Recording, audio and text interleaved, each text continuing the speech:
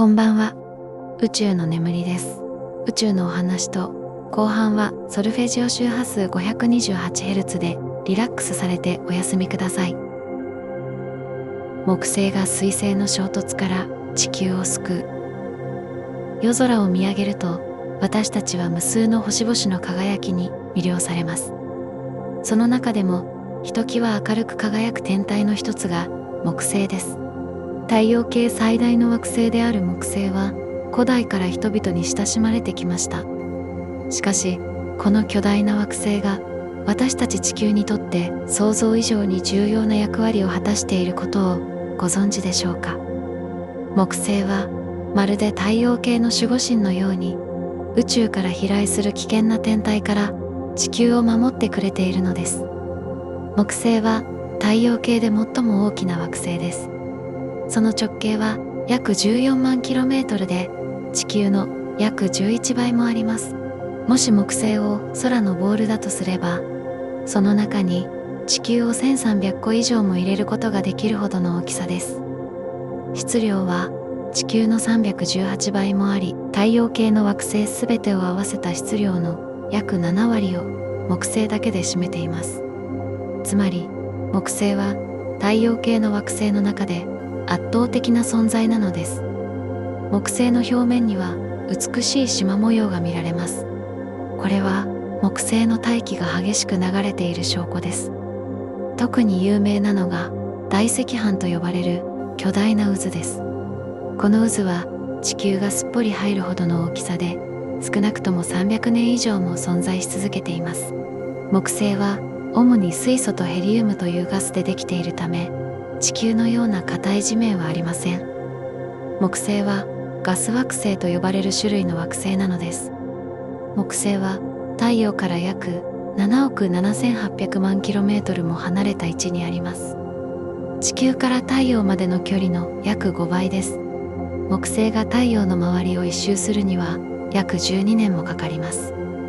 一方で木星の自転はとても速く、約10時間で1回転します。つまり木星の1日は地球時間で約10時間しかないのです。これほど大きな天体がこんなに早く回転しているなんて驚きですね。木星には現在確認されているだけで95個もの衛星があります。その中でも特に大きな4つの衛星、イオ、エウロパ、ガニメデ、カリストは1610年にガリレオ・ガリレイによって発見されたため、ガリレオ衛星と呼ばれています。これらの衛星のうちガニメデは太陽系で最も大きな衛星で、水星よりも大きいのです。またエウロパは氷の下に液体の海があると考えられており、生命が存在する可能性があるとして注目されています。私たちの太陽系には惑星だけでなく様々な小さな天体も存在しています。その中でも特に注目すべきなのが水星と小惑星です。これらの天体は時として地球に接近し衝突する危険性を持っています。水星は汚れた雪玉と例えられることがあります。氷、岩石、塵などが混ざり合ってできた天体で、太陽系の外側の冷たい領域から太陽に向かって飛来します。水星が太陽に近づくと太陽の熱で氷が蒸発し、美しい尾を作ります。私たちが夜空に見る水星の尾はまさにこの現象によるものです。有名なハレー彗星は約76年ごとに地球から観測でき、次回は2061年に見られる予定です。彗星の多くは太陽系の最も外側にあるオールトの雲と呼ばれる領域や、海王星の軌道の外側にあるカイパーベルトという領域からやってきます。オールトの雲は太陽から非常に遠く、そこには数兆個もの氷の塊が漂っていると考えられています。これらの氷の塊は何らかのきっかけで太陽系の内側に向かって落ちてきて、彗星として私たちの目に映るのです。小惑星は主に岩石や金属でできた天体で、火星と木星の間にある小惑星帯に多く存在しています。小惑星帯には数百万個もの小惑星があると言われています。これらの小惑星の大きさは様々で、直径が数百キロメートルもある大きなものから数メートル程度の小さなものまであります。小惑星の中には地球の軌道に近い場所を通過するものもあり、これらは地球接近小惑星と呼ばれています。地球の歴史を振り返ると、過去に何度も水星や小惑星が地球に衝突してきたことがわかります。最も有名なのは約6600万年前に起きた大規模な衝突です。直径約 10km の小惑星が現在のメキシコのユカタン半島付近に衝突しました。この衝突によって恐竜を含む地球上の生物の約 75% が絶滅したと考えられています。衝突の衝撃で巨大なクレーターができ、大量の塵が大気中に舞い上がり、太陽光を遮りました。その結果、地球全体が寒冷化し、食物連鎖が崩壊したのです。もっと最近の出来事では、1908年にロシアのシベリアで起きたツングースカ大爆発があります。これは直径約50メートルの天体が地球の大気圏に突入し、上空で爆発した出来事です。爆発の威力は広島に投下された原子爆弾の約1000倍に相当し、2000平方キロメートル以上の森林が倒壊しました。幸いなことに、この地域は人口が少なかったため、人的被害は報告されていませんが、もしこれが大都市の上空で起きていたら、甚大な被害が出ていたでしょう。2013年には、ロシアのチェリャビンスク上空で隕石が爆発しました。直径約17メートルの天体が大気圏に突入し、高度約 30km で爆発したのです。この爆発による衝撃波で約7000棟以上の建物が損傷し、1500人以上が負傷しました。このような出来事は宇宙からの脅威が決して過去のものではなく、現在も続いていることを私たちに思い出させてくれます。科学者たちは地球に衝突する可能性のある天体を常に監視しています。現在、地球に接近する可能性のある小惑星は2万個以上が確認されており、その数は年々増えています。これらの天体の軌道を正確に計算し、地球への衝突リスクを評価することは人類の安全にとって非常に重要な仕事なのです。木星がどのようにして地球を守っているのか、その仕組みを理解するためには、重力について知る必要があります。重力は質量を持つすべての物体が互いに引き合う力です。質量が大きければ大きいほど、その重力も強くなります。木星は太陽系で最も質量の大きな惑星ですから、その重力も非常に強力なのです。木星の強大な重力は太陽系の内側に向かって飛来する水星や小惑星の軌道に大きな影響を与えます。木星の重力はまるで巨大な掃除機のように危険な天体を引き寄せたり、軌道を変えたりすることができるのです。この現象には主に3つのパターンがあります。第1のパターンは、水星や小惑星を直接捕獲して木星自身に衝突させるケースです。木星の強力な重力は太陽系の外側から飛来してきた水星を引き寄せ、木星に衝突させることがあります。このような衝突は地球への脅威を完全に取り除くことになります。木星の大気は非常に熱く、衝突した天体は木星の大気の中で燃え尽きるか、深く沈み込んでいきます。木星は地球の318倍もの質量がありますから、このような衝突を何度受けても木星自体にはほとんど影響がないのです。第2のパターンは、水星や小惑星の軌道を大きく変えて地球から遠ざけるケースです。木星の近くを通過する天体は木星の重力によって軌道が曲げられます。この軌道変更によってもともと地球に向かっていた天体が地球から離れた方向に飛んでいくことがあります。場合によっては天体が太陽系の外側に放り出されることもあります。このように木星は危険な天体の進路を変えることで地球を守っているのです。第3のパターンは水星や小惑星を太陽系の外側の軌道に閉じ込めるケースです。木星の重力の影響で一部の天体は木星の軌道付近にとどまることになります。これらの天体は木星属水星と呼ばれ、木星の重力に支配された軌道を周回し続けます。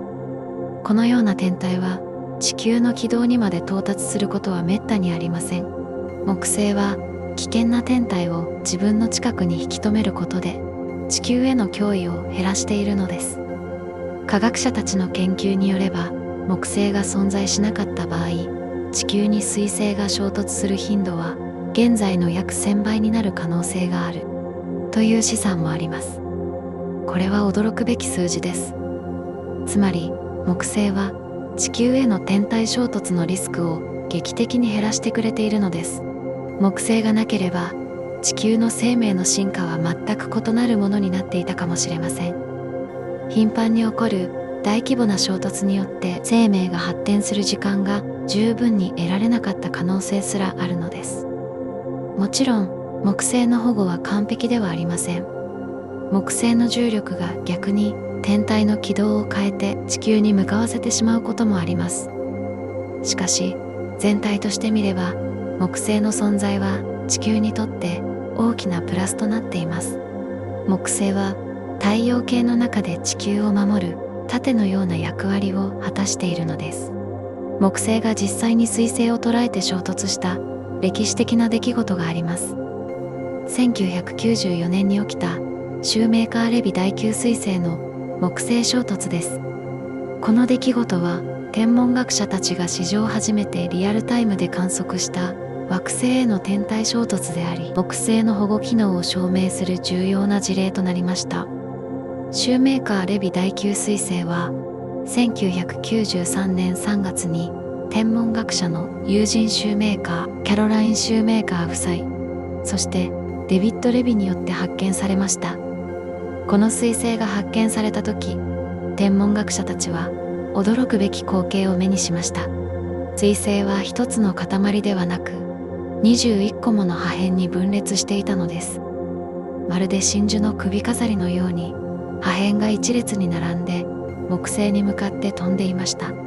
詳しい調査の結果、この彗星は1992年7月に木星に非常に接近し、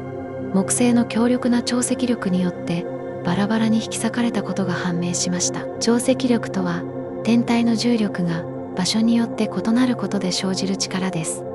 木星に近い側と遠い側では重力の強さが異なるため、その差が彗星を引き裂いたのです。そしてこの彗星の破片は木星の重力に捉えられ、木星に向かって落下していくことになりました。科学者たちは計算の結果、この彗星の破片が1994年7月に木星に衝突することを予測しました。これは天文学の歴史において画期的な出来事でした。なぜなら天体同士の衝突を事前に予測し観測の準備ができるという前例のない機会だったからです。世界中の天文台や宇宙望遠鏡が木星に向けられ、人類は固唾を飲んでこの宇宙のドラマを見守ることになりました。1994年7月16日、最初の破片が木星に衝突しました。その後1週間にわたって次々と破片が衝突していきました。最大の破片の衝突では TNT 火薬600ケイトンに相当するエネルギーが放出されました。これは広島に投下された原子爆弾の約4000万倍ものエネルギーです。衝突によって地球よりも大きな黒い痕跡が木星の大気に残りました。この痕跡は数ヶ月間も観測することができました。衝突の瞬間、木星の大気には巨大な火球が上がりました。火球は高さ 3000km 以上にまで達し、その温度は約24000度にもなりました。これは太陽の表面温度の約4倍です。衝突によって生じた衝撃波は木星の大気を激しく揺さぶり、その影響は木星全体に広がりました。この衝突は世界中で観測されました。ハッブル宇宙望遠鏡は衝突の詳細な画像を撮影しました。また木星探査機ガリレオは偶然にも木星に向かって航行中だったため、衝突の様子を近距離から観測することができました。地上の天文台もさまざまな波長で衝突を観測し、貴重なデータを収集しました。この出来事は科学者たちに多くの重要な情報をもたらしました。衝突によって木星の大気の深い層から物質が噴出したため、木星の内部構造について新しい知見が得られました。また衝突のエネルギーの大きさから天体衝突がいかに破壊的な現象であるかを改めて認識することになりました。もし同じ規模の彗星が地球に衝突していたら、人類の文明は壊滅的な打撃を受けていたでしょう。地球全体が激しい衝撃に見舞われ、大気中には大量の塵が舞い上がり、長期間にわたって太陽光が遮られたはずです。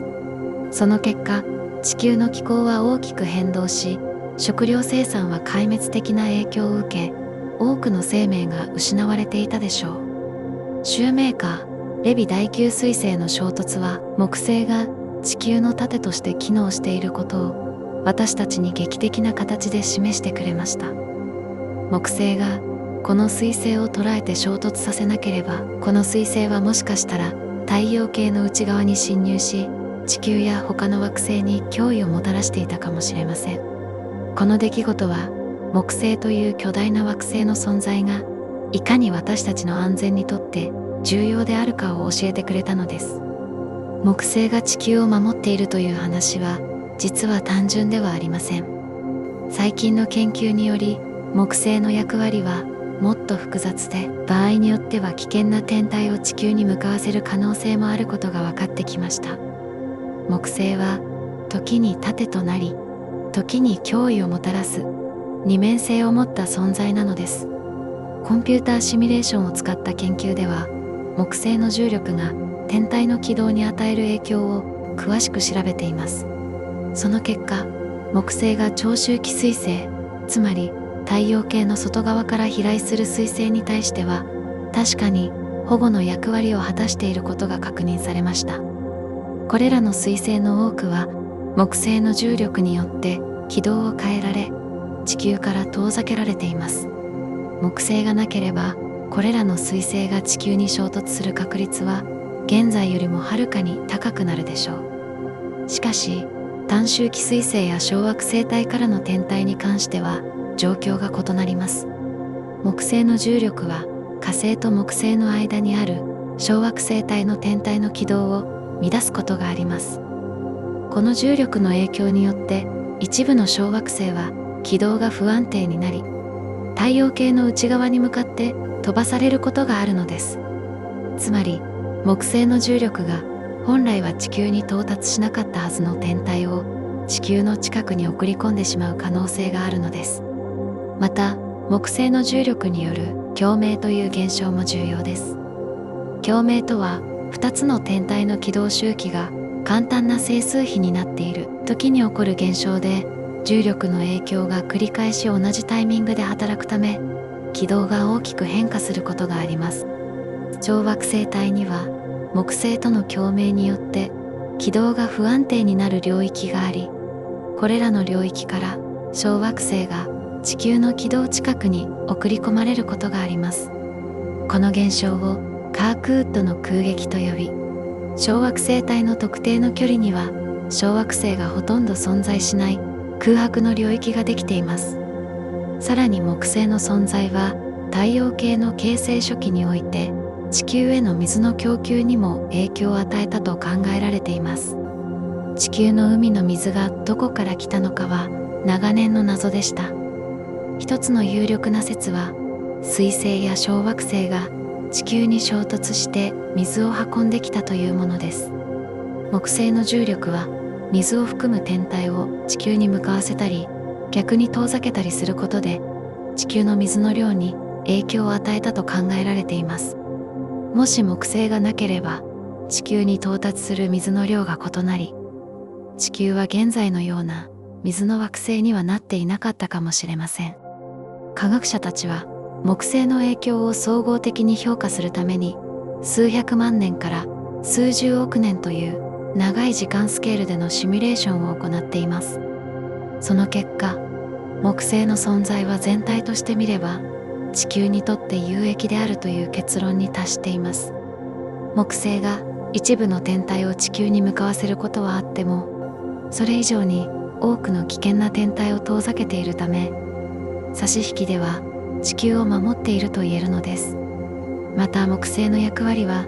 時間とともに変化してきたことも指摘されています。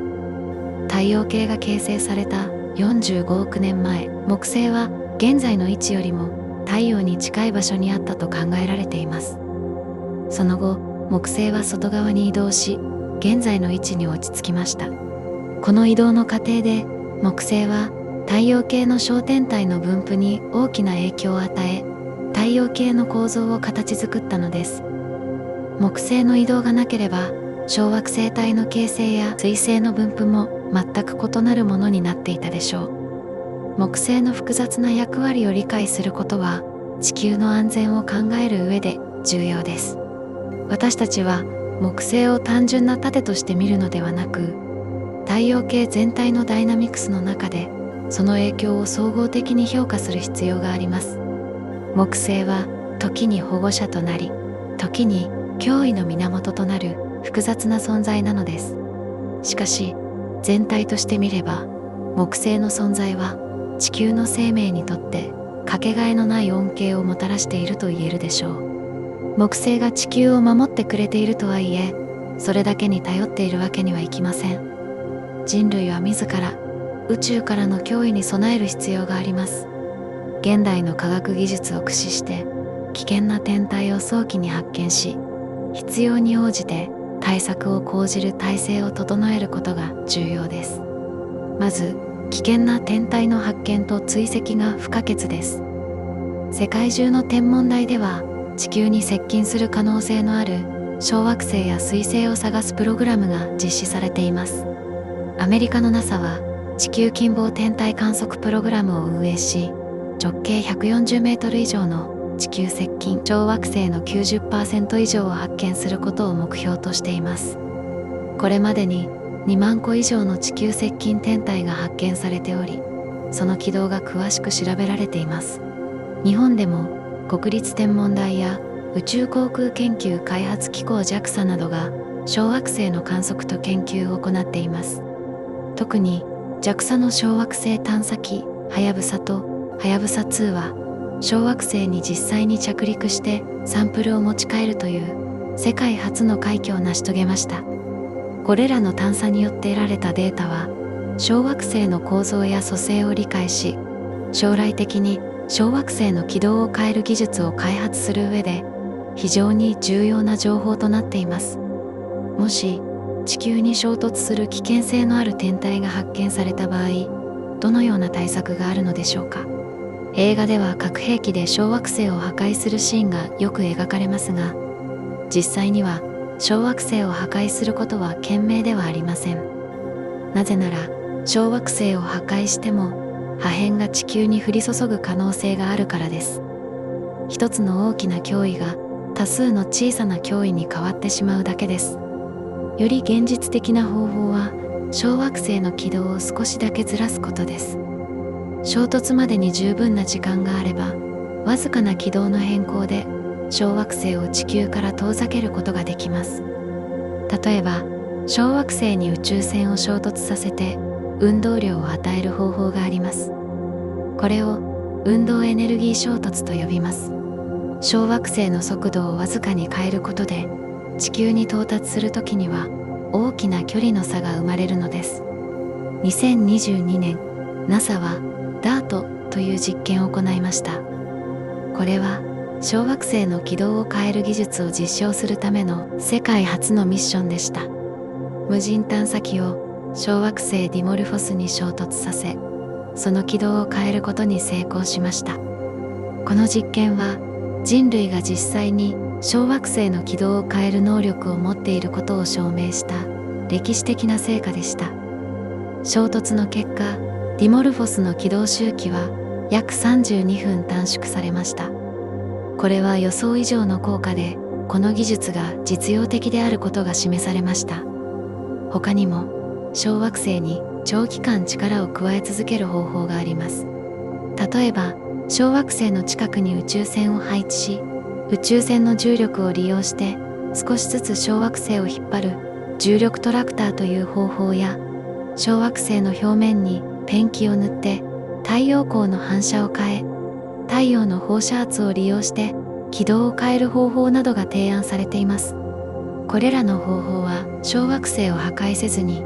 ゆっくりと安全に軌道を変えることができます。しかし、これらの方法が有効なのは、衝突までに十分な時間がある場合だけです。小惑星の衝突を10年前に予測できれば、軌道を変えることは比較的容易です。しかし、衝突まで1年しかない場合は、はるかに困難になります。そのため、できるだけ早く危険な天体を発見することが非常に重要なのです。国際的な協力も重要です。